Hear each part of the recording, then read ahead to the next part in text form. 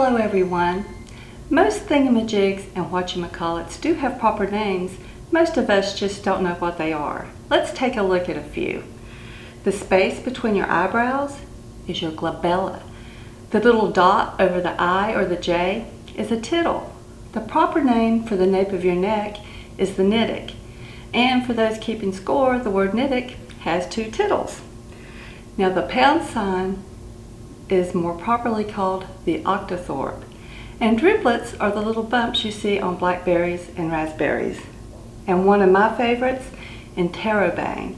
That's a punctuation mark that combines a question mark and an exclamation point. So the next time you write to someone, "Are you out of your mind?"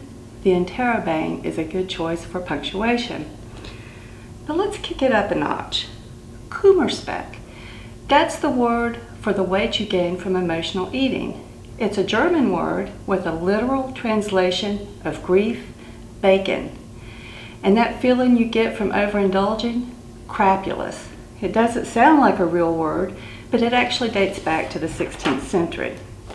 Now you may know that a palindrome is a word or phrase that reads the same way forward as backwards, like madam or race car, or the phrase never, odd, or even. But have you heard of a samornalap? A samornalap is a word that means one thing when you read it forward and another thing when you read it backward. For example, stressed when read backward becomes desserts. Diaper read backward becomes repaid. And wait for it, palindromes when read backward becomes samornalap.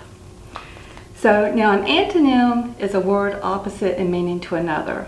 For example, hot is the opposite or antonym of cold. And a word that can be its own antonym is a contronym. For example, the word seed. When you seed your lawn, you add seeds. When you seed a tomato, you remove seeds. Let's do a couple more just for fun. So, calorophobia, the fear of clowns. Electorophobia, the fear of chickens. Phobophobia, the fear of phobias.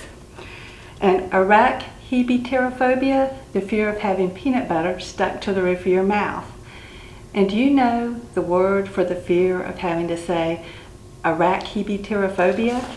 Actually, it's hippopotamonstrosis-quip-adaliophobia, the fear of long words. Look that up in your Funkin' Wagnalls. See you next time.